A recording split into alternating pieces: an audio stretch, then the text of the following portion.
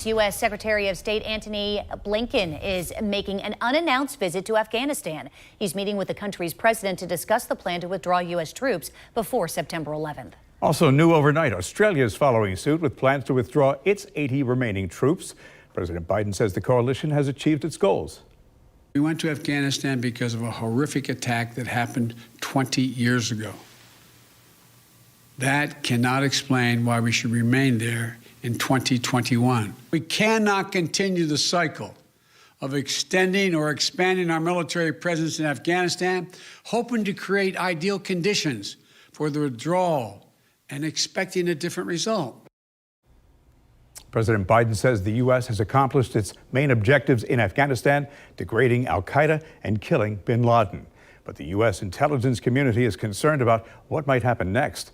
An intelligence report released Tuesday said if the U.S. withdraws, the Taliban is likely to make gains on the battlefield, and the Afghani government will struggle to hold the Taliban at bay if the coalition withdraws support. Roughly 775,000 American troops have served in the two-decade-long war. 2,300 have been killed. Another 20,000 returned home wounded. Jacksonville-based Wounded Warrior Project works to help those veterans. News4Jax reporter Ashley Harding joins us live. Ashley, the CEO served in Afghanistan. He certainly did it. Jennifer and Bruce, good morning to you both. He actually served 2 tours in Afghanistan, the first one being in 2002, and then later on, some years later, he told News4Jax he never envisioned that troops would still be in Afghanistan in 2021, but he says he is proud of their sacrifice and service to the Afghani citizens. For the CEO of Jacksonville's Wounded Warrior Project, the feeling is surreal. It would be more difficult to envision then that we would be still in Afghanistan 20 years later was something beyond what I was envisioning. Retired Lieutenant General Mike Lennington says he's convinced the United States wouldn't make this decision without the backing of military leaders. But overall, he reflects on the service and sacrifice of the troops. I reflect immediately on the service and sacrifice of, the thousands, the tens of thousands of U.S. service members that have served honorably, changed the course of the country, improved the lives of Afghan citizens, especially women and girls. And those who never came home.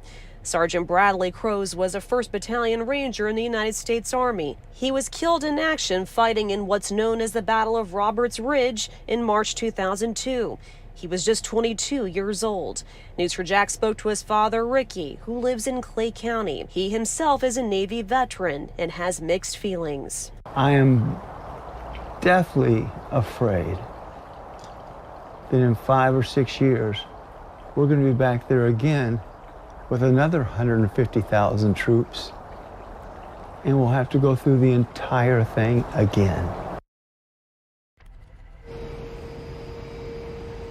And the end of America's longest war will not be the end for the Wounded Warrior Project. Returning service members, even those without physical scars, will still need some help. And the group found that about 1/3 actually struggle with their mental health, which Wounded Warrior Project is working to address. Live this morning, Ashley Harding, Channel 4, the local station.